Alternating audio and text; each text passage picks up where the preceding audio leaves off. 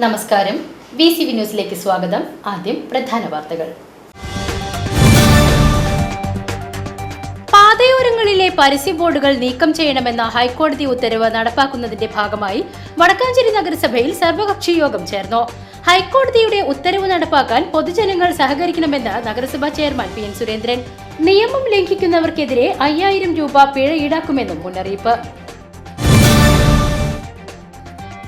ഉത്സവാഘോഷങ്ങളിലെ ആനയെഴുന്നള്ളിപ്പും വെടിക്കെട്ടും ഇല്ലാതാക്കുന്ന അപ്രായോഗിക നിയമങ്ങൾ ഒഴിവാക്കണമെന്നാവശ്യപ്പെട്ട് പാലക്കാട് തച്ചനത്തുകാവ് പൂരാഘോഷ കമ്മിറ്റിയുടെ ആഭിമുഖ്യത്തിൽ നാമജപ ഘോഷയാത്രയും പ്രതിഷേധ പൊതുയോഗവും സംഘടിപ്പിച്ചു.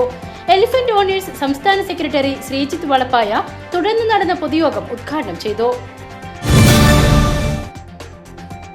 ദേശമംഗലം തലശ്ശേരിയിലെ സാമൂഹിക സാംസ്കാരിക സന്നദ്ധ സംഘടനകളുടെ നേതൃത്വത്തിൽ തലശ്ശേരിയുടെ ചരിത്രം തേടി ഗ്രാമീണ വായനശാല.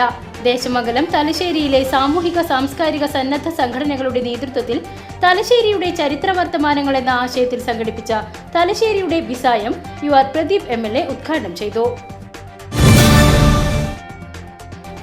സ്വച്ഛ സർവേക്ഷൺ 2024ന്റെ ഭാഗമായി വടക്കാഞ്ചേരി നഗരസഭാ കവാടത്തിൽ പ്രദർശിപ്പിച്ച വേസ്റ്റ് ക്രാഫ്റ്റ് കൗതുകമായി. തല ഉയർത്തി നിൽക്കുന്ന കുട്ടിക്കൊമ്പനും പ്ലാസ്റ്റിക് കുപ്പികൾ കൊണ്ട് തയ്യാറാക്കിയ മയിലും മാനും പൂച്ചയും ജിറാഫുമെല്ലാമാണ് താരങ്ങൾ.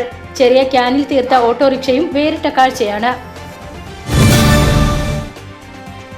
വടക്കാഞ്ചേരി ഓട്ടുപാറയിൽ സ്വകാര്യ ബസ് ഇരുചക്ര വാഹനത്തിലിടിച്ച് അപകടം. ബൈക്ക് യാത്രികനായ അകമല ചക്യാറ കരിപ്പറമ്പിൽ വീട്ടിൽ അനിൽകുമാറിന് പരിക്കേറ്റു.